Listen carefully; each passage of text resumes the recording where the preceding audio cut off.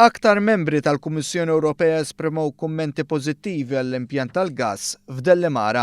Dan wara li fl-istess jum li uffiċjalment bdiet il-Presidenza tal-Kunsill tal-Unjoni Ewropea f'Malta, il-Kummissjoni Ewropea ħabbret l-approvazzjoni tagħha għall-proġett tal-enerġija li ħadem fuq l-Gvern Malti.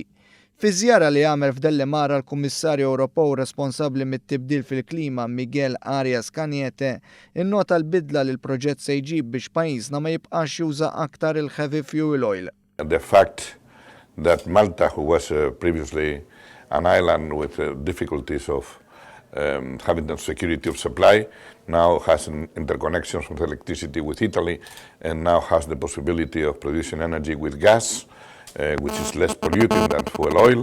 Din iż-żjara segwit oħrajn fejn ġiet dikjarat li għall-Unjoni Ewropea m'hemmx iżjed kwistjonijiet u l-kapitlu huwa magħluq.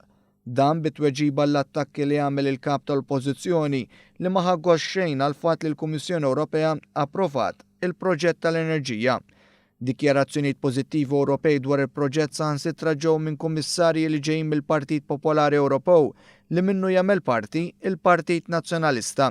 Fosthom il-Kummissarju li saħaq li dan il-proġett huwa pożittiv għax huwa parti mill-għanijiet li l-Kummissjoni Ewropea għandha għall-Istati membri. It's always very positive to have more affordable energy, more sustainable energy and more secure energy is one of the objectives of the European Commission for every single country. And I think this is a good project for Malta, and I'm glad that the Commission was able to approve the state aid that was agreed to this project and that will benefit all consumers in Malta.